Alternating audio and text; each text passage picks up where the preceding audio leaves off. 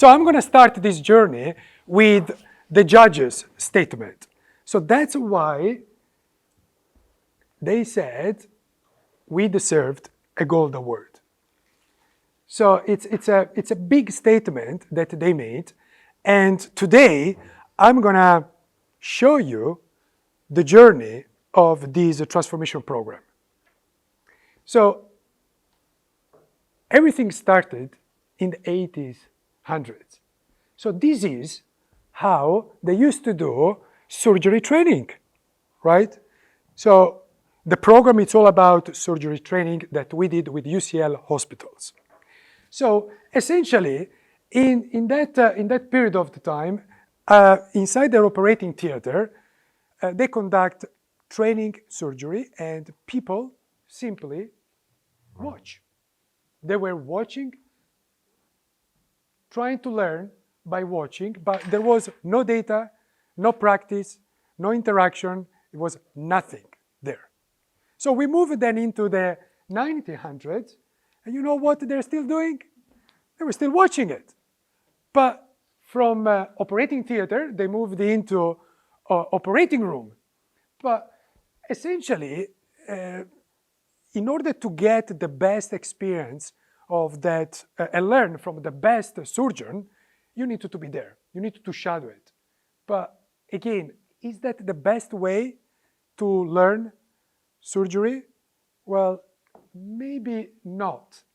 But if you look at what is happening nowadays, do you know what they're doing? They're still watching. It's 200 years that they keep watching it, essentially, right? So we're not trying here to replace the watching experience. We were thinking with UCL hospitals, is there any other better way to enhance this training? So that was the fundamental key question that triggered to UCL surgeons to actually kick off this whole program. Again, we are not replacing the surgery face-to-face. We are trying to understand if we can do a better job, because not only the problem of watching, it's very limited and also exposed to other problems which I'm going to show you now, but also there are some other problems that we need to take into consideration. First of all, the trainees, they don't have a lot of time. Surgeons, they don't have a lot of time to dedicate on training. They work flat hours, and they don't have a lot of time to actually practice or even shadowing during an operation, during a surgery. The institutions then, again, they got all sorts of priorities. They cannot simply stop the work in any hospital just to train people. And then the technologies evolves very, very, very fast. But the deployment and the usage of this technology within hospitals, it requires a lot of time because it needs to go through license, approval, certifications, and so on and so forth. So by the time you deploy a technology within a surgery room, the technology is already old, 5 or 6 years, essentially, right? So there are a number of problems that teaching surgery in a remote mode right now doesn't work. So what,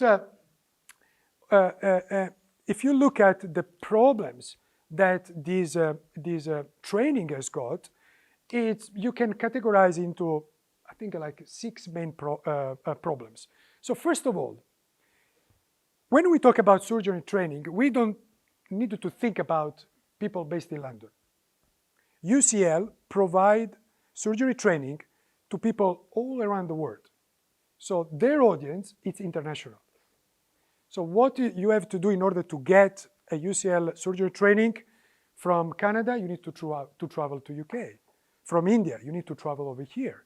And sometimes you need to take also visa to attend these trainings.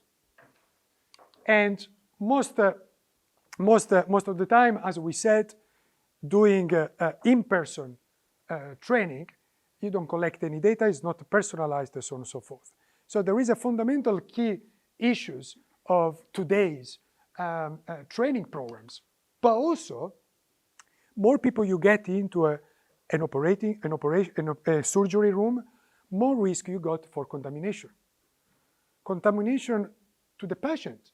So you put at risk people's life, essentially, right?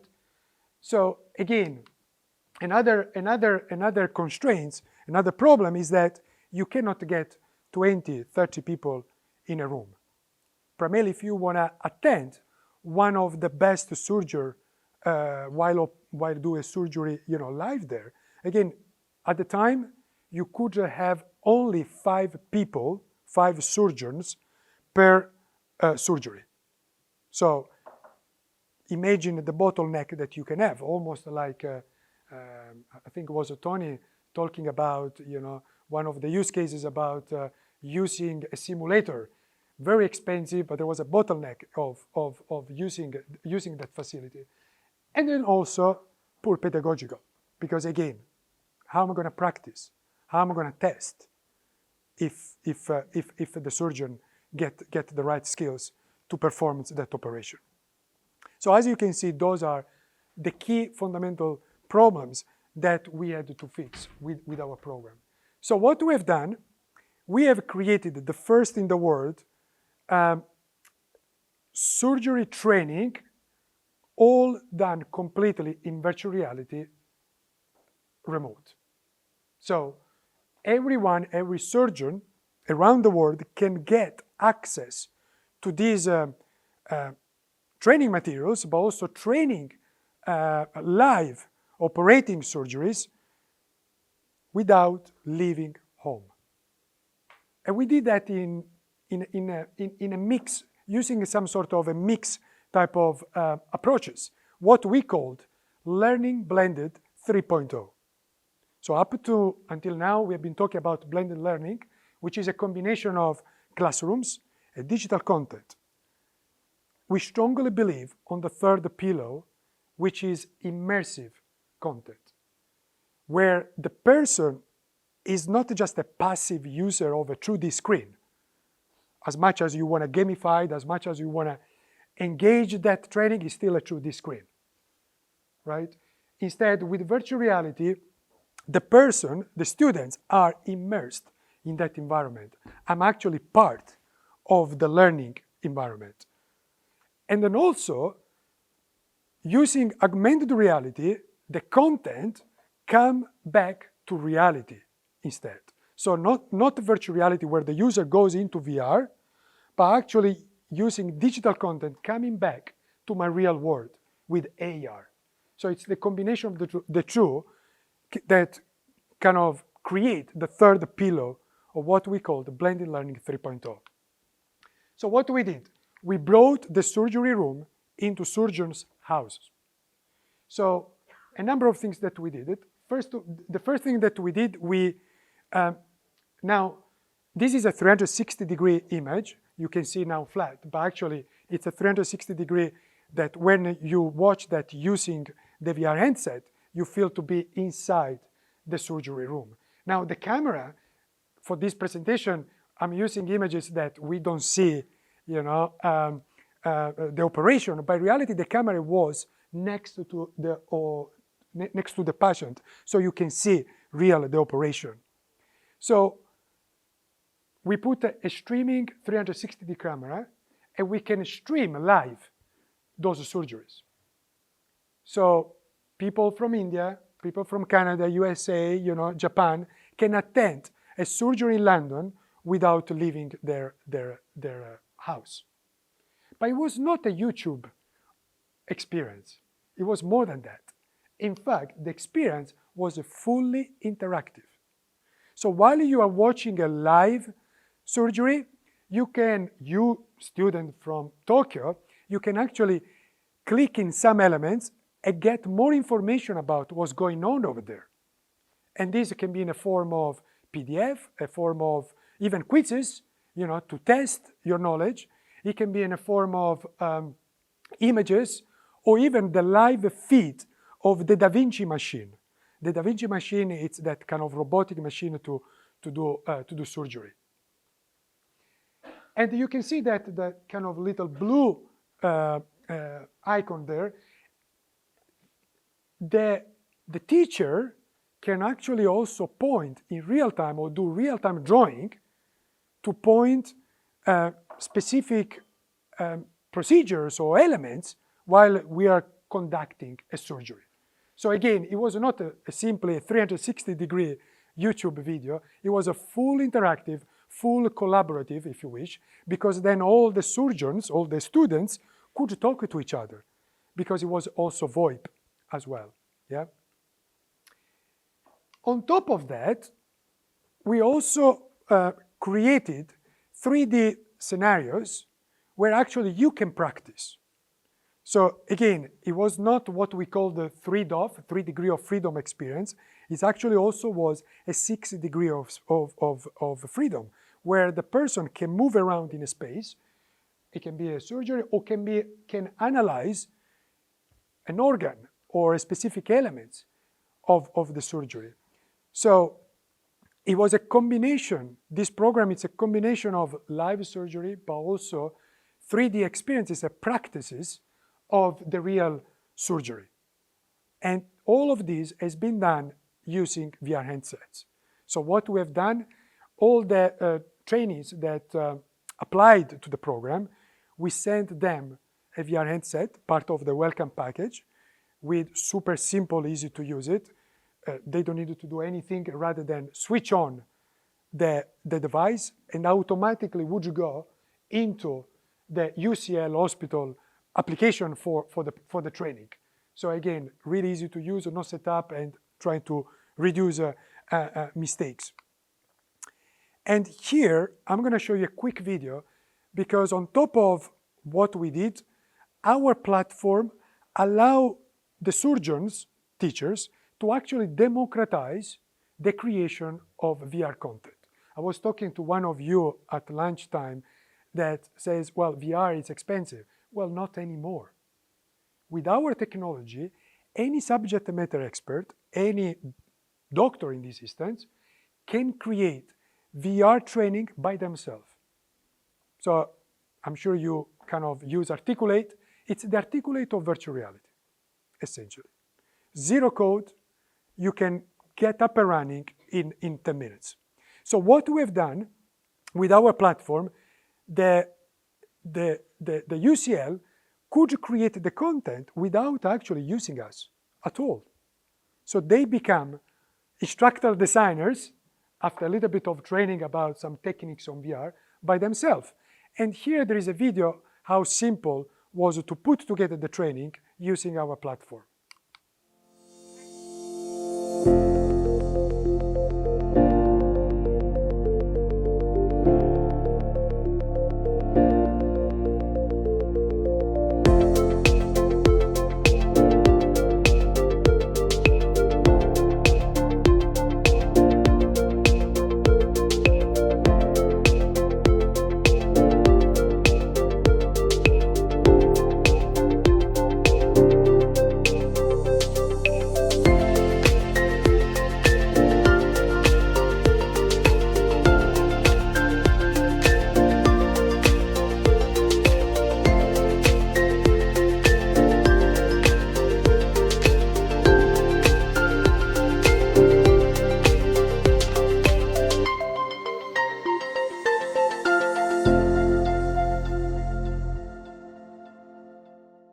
So some of the feedback from surgeons. So they were, again, not only we transform the way of doing remote surgery training, but also we provide a platform that they can create content by themselves. So again, democratizing these VR and AR technology. But also, they received also feedback from their peers, international. So this program that started in UCL then was deployed, adopted by other kind of universities. In this instance, one in Italy. But what are the benefits? What are the data? We've been talking about evidence, data to win an award. So there are going to be two slides. The first slide is all about learners' benefits that we captured, and then the second slide is about the institution data. So, retention on technology, right? So retention on content, how far I will remember those content after X number of days or weeks. So again, there are so many studies here that I can share with you, independent from PwC, Accenture, and others, that the retention goes up. But also, I don't want to talk about the second point, otherwise, Tony will have a go on me. And but because people didn't travel, didn't spend any money, didn't waste any time, 20,000% ROI. Well, I couldn't believe that when we did the counting on the Excel, I almost kind of feel ashamed to put that number because I said, nobody's going to believe me on that.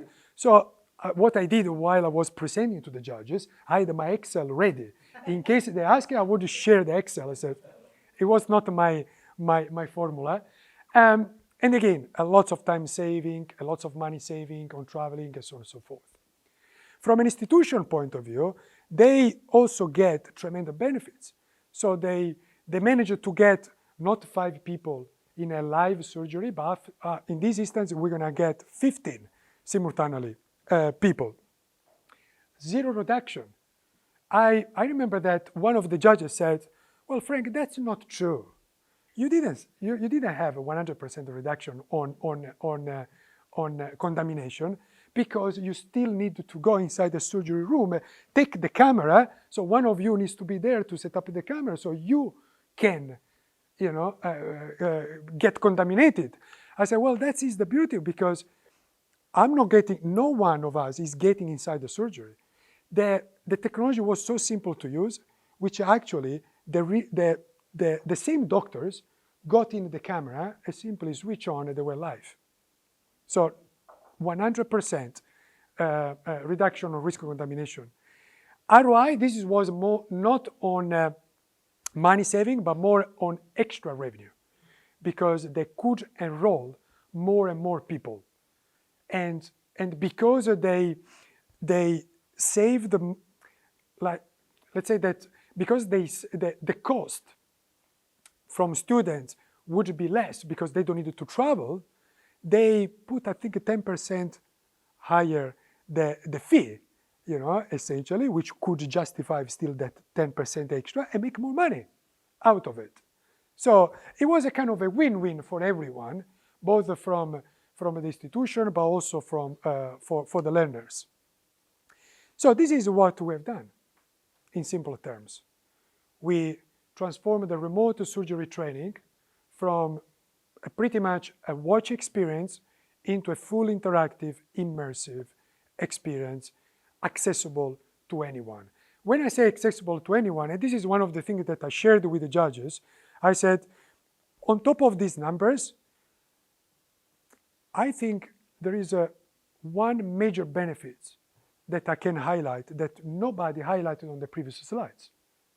And my personal value for this program is that anyone, any surgeons from any country, even poor country, could now afford high skills training without spending a fortune. So this is, for me, it's a fundamental big change, because what we saw an increase of students coming from South Africa and also kind of the Far East, where budget are limited, and to get access to this type of training, you don't need to spend a fortune now. You simply can stay where you are and get access to high skills training without leaving your house. So that's, for me, was a big changer, a game changer into this program.